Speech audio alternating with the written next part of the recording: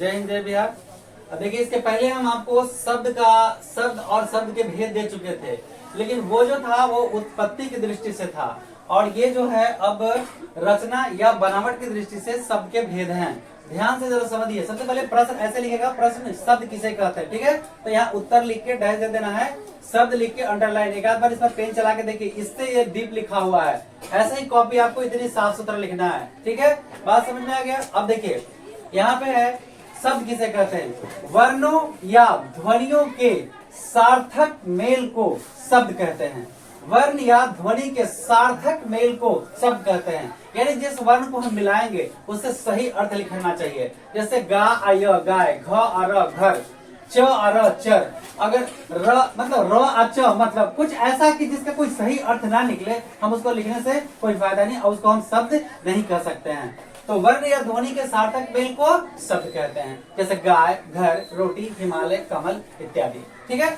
अब शब्द के भेद, तो इसके पहले जो हम बताए थे वो उत्पत्ति की दृष्टि से था, लेकिन अब ये बनावट या रचना की दृष्टि से शब्द के तीन भेद होते हैं। देखिए, बनावट या रचना की दृष्टि से शब्द के तीन भेद होते हैं, रूढ़, यौगिक और योग रूढ़। रूढ़ संख्या तो मैथ में अलग होता है, लेकिन यहाँ एक कुछ अलग है। रूढ़, ये रूढ़ शब्द के बारे में चलना। रूढ़ जिन शब्दों के खंड किए जाने पर कोई अर्थ ना निकले उसे रूढ़ कहते हैं। एकदम मैथ वाला सेम कुछ है, सेम उसमें भी होता है। जिसके खंड अब नहीं किए जा सकते, मतलब कि मैथ में होता है रूढ़ संख्या, एक से बड़ी वे संख्या जो एक और स्वयं से विभाजित हो उसे रूढ़ कहते हैं। तो इसमें भी तो लगभग वही है, जिन शब्दों के खंड किए जाने पर उसका कोई अर्थ न निकले। जैसे कोई अर्थ, जैसे रथ है तो र अलग, थ अलग, अलग अलग करेंगे तो कुछ ऐसा नहीं निकलेगा। तो यहाँ पे कहता है जैसे और बड़ा मनोहर ले लेंगे तो उसका टूट जाएगा, लेकिन कोई ऐसा शब्द जिसका कोई अर्थ निकलवे नहीं करता, जैसे नाक लिखा हुआ है, ठीक है, नाक, तो ना अलग करेंगे या को अलग करेंगे तो इसका कोई अर्थ ही नहीं निकलेगा। तो यहाँ पे सवाल कहता है कि रूढ़ जिन शब्दों के खंड किए जाने पर कोई भी अर्थ न निकले उसे रूढ़ कहते हैं। जैसे देखिए, जैसे कहा एकदम नीचे लिखेंगे लाके, एकदम उस लाइन को छोड़ के, जैसे नाक, नाक शब्द का खंड करने पर ना और क दोनों अलग अलग करने पर उसका कोई अर्थ नहीं निकलता है। दूसरा है आपका यौगिक, ऐसे शब्द जो दूसरे शब्दों के मेल से बने होते हैं। देखिए, ऐसे शब्द जो दूसरे शब्दों के मेल से बने होते हैं। देखिए, वर्ण नहीं शब्द, वर्ण नहीं शब्द, तो दो का शब्द या चार का शब्द मिलाने से वो जो नया बनता है, ऐसे शब्द जो दूसरे शब्दों के मेल से बने होते हैं और जिनके सभी खंड सार्थक होते हैं, यौगिक कहलाते हैं। ध्यान से देखिए, वर्ण को यहाँ वर्ण जोड़ा गया था, नाक वर्ण, नाम में 2-3 शब्द अलग अलग है, लेकिन फिर भी यहाँ यौगिक में कहता है कि जो शब्द है उसको देखिए, शब्द को जोड़ा गया है।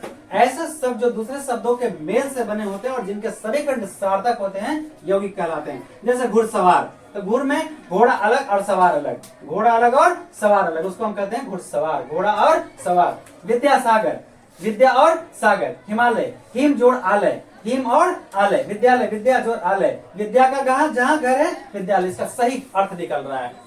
तो रूढ़ संख्या उसे कहते हैं जिसके खंड करने पर कोई सार्थक अर्थ न निकले। यौगिक संख्या उसे कहते हैं जो दो शब्दों के मेल से बना होता है, जिसे तोड़ने पर सार्थक अर्थ निकले। इसके बाद रहा योग रूढ़ किसे कहते हैं। अब दोनों को मिला दिया है।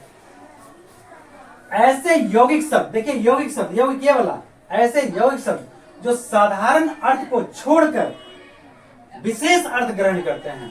देखिए, योग रूढ़ में कहता है ये दोनों का मिश्रण है।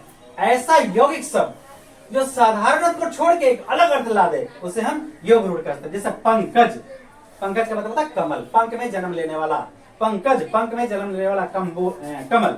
लंबोदर, लंबम उदरम यस्य सह, मतलब लंबोदर, लंबा हो उदर अर्थात गणेश जी। चक्रपाणी, जिनके हाथ में चक्र हो, विष्णु। तो इस तरह से शब्द के बनावट के हिसाब से 3 को बने इसके भेद। पहले वर्ण या ध्वनि के मेल से बने, वर्ण या ध्वनि के सार्थक मेल से बने को जो बनता है उसे शब्द कहते हैं। वर्ण या ध्वनि के मेल से, वर्ण और ध्वनि के सार्थक मेल को हम शब्द कहते हैं। बनावट की दृष्टि से शब्द के 3 भेद होते हैं, रूढ़, यौगिक और योग रूढ़।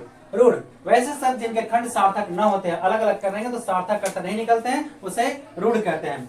ऐसे शब्द, यौगिक वाले में ऐसे शब्द जो दूसरे शब्दों के मेल से बने होते हैं, ऐसे शब्द जो दूसरे शब्दों के मेल से बने होते हैं उसे हम यौगिक कहते हैं। जैसे घोड़सवार, घोड़ा और सवार, घोड़ा और सवार। ये ध्यान रखिए, विद्यासागर, विद्या और सागर, हिमालय, हिम और प्लस आलय, मतलब बर्फ का घर, विद्यालय, विद्या का घर। ये दोनों को अगर अलग अलग हम करते हैं, विद्या और आलय को, तो इसका मिलाने पर सार्थक अर्थ, तोड़ने पर भी सार्थक अर्थ निकल रहा है।